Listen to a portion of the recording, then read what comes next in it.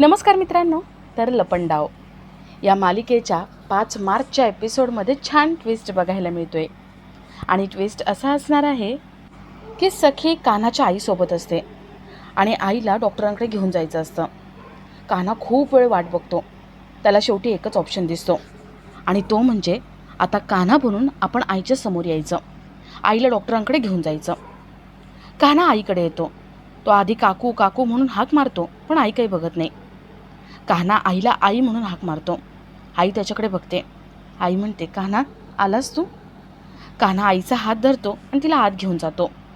सखीला इथे प्रश्न पडलेला असतो की कान्हाला आईने जेव्हा बघितलं तेव्हा ती लगेच कान्हा का म्हणाली, म्हणजे ही कान्हाची खरी आई आहे का? तर दुसऱ्या दिवशी कामतांच्या घरी होळीची सगळी तयारी झालेली असते. कामतांच्या घरी होळीचा मोठा कार्यक्रम होणार असतो. पाहुणे रावळे येणार असतात.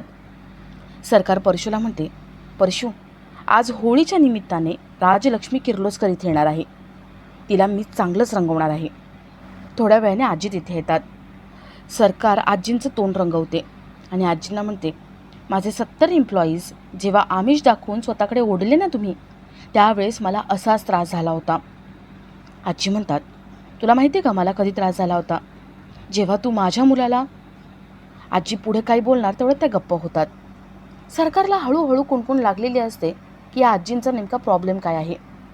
शस्त्र चालवली आणि त्यांच्या मुलाला मारून टाकलं, आणि ते म्हणजे मीच. पण सरकारला आठवत नाही की हा नेमका मुलगा आहे तरी कोण आणि राजलक्ष्मी कोण आहे. आता सरकारला हे सगळं आठवेल का? आणि तोपर्यंत कान्हा आजी सरकारला कसं उद्ध्वस्त करतायत हे बघणंही तेवढंच इंटरेस्टिंग असेल. तर या सगळ्याची सुरुवात कशी होते ते थोडक्यात पाहू. तर मालिकेत आपल्याला असं बघायला मिळतंय की कान्हा आईला घेऊन दवाखान्यात येतो. आईला तो एका ठिकाणी बसवतो आणि फॉर्म भरायला लागतो. थोड्या वेळाने सखी कुल्फीला घेऊन तिथे येते. कुल्फीचा नंबर येतो. डॉक्टर कुल्फीला एकटीला आतमध्ये बोलवतात. सखी बाहेर थांबलेली असते. सखीच्या ओढणीमध्ये आईची बासरी अडकते. आई सखीच्या मागे मागे जाते आणि ती सखीला थांबवते. आई सखीला काही बोलणार तेवढ्यात एका कंपाऊंडरचा धक्का आईला लागतो आणि आई पॅनिक होते.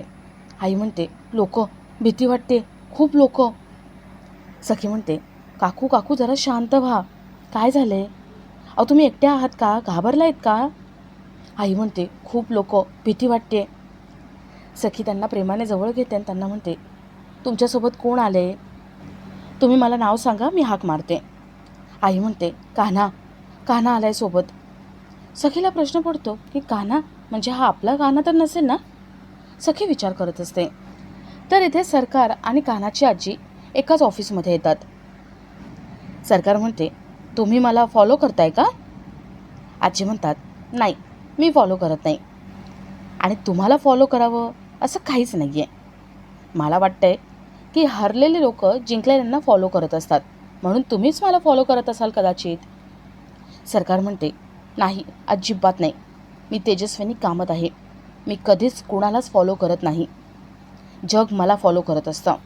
आणि तुमच्या माहितीसाठी सांगते, मी इथे आले ना ते एका महत्त्वाच्या बिझनेस डीलसाठी आले.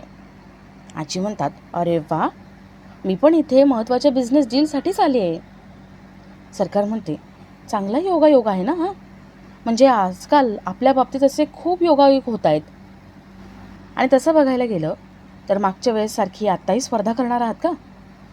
आजी म्हणतात, का? भीती वाटते का माझ्यासोबत स्पर्धा करण्याची? त्या दोघींमध्ये खूप वाद होत असतात. आणि वाद होता होता सरकार आजींना म्हणते, मला शस्त्र चालवायला खूप आवडतात. जसं केसाने लोण्याचा गोळा कापावा ना, तसं स्मूथली मी शस्त्र चालवते. सांगू का मी कधी, कुठे, कशी शस्त्र चालवली होती? आजींना देवदत्तेची आठवण होते आणि आजी घाबरतात.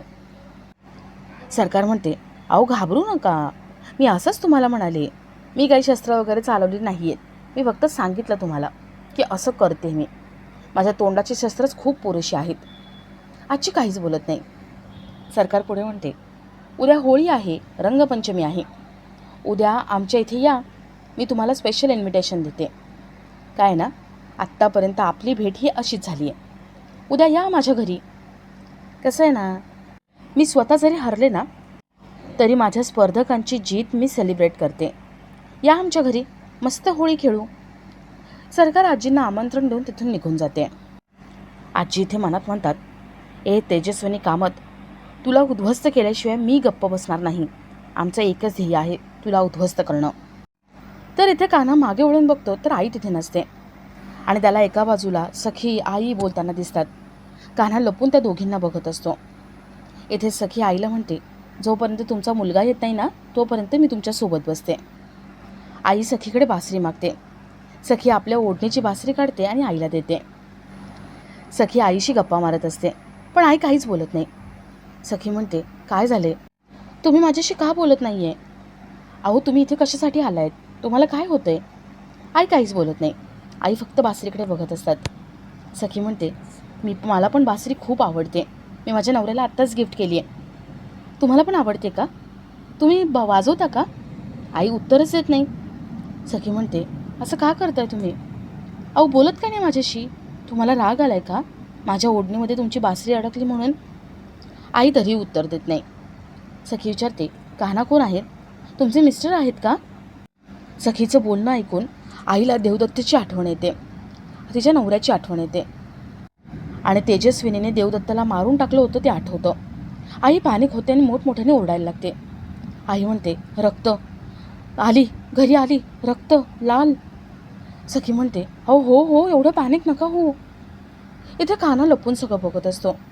कान्हाला आईची खूप काळजी वाटते पण सखी तिथे आहे म्हणून कान्हाला आईकडे जाता येत नाही.